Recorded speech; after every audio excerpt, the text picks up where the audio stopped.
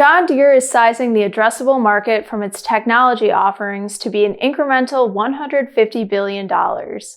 Company leaders outlined Deere's vision for autonomous farming at its Leaps Unlocked technology event last week. To accelerate adoption of autonomy, Deere plans to include autonomous sensors in the base configuration of the 8R tractor in the next few years, with the goal of having an autonomy kit on every large tractor that ships.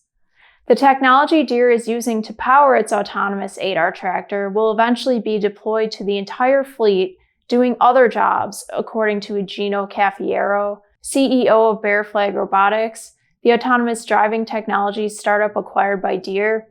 Cafiero says by 2030, Deere plans to have an autonomous system that can do spring tillage, planting, spraying, harvest, and fall tillage in corn and soybeans. Deere's technologies, paired with the large fleet of Deere machines in use worldwide, gives the company the advantage of scale.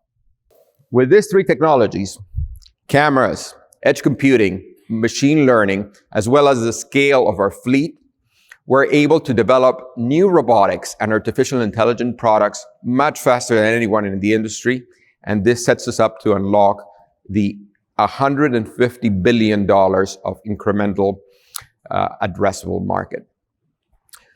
Building on our 180-year-old roots as a world-class manufacturer, we are now set up to become a world-leading robotics and artificial intelligence company. The addressable market includes potential savings on herbicides and fertilizers, improved yields, and fewer labor expenses. Analysts at investment firm Stifel say capturing a portion of these markets is a key driver behind Deere's target of 20% equipment operations margins by 2030.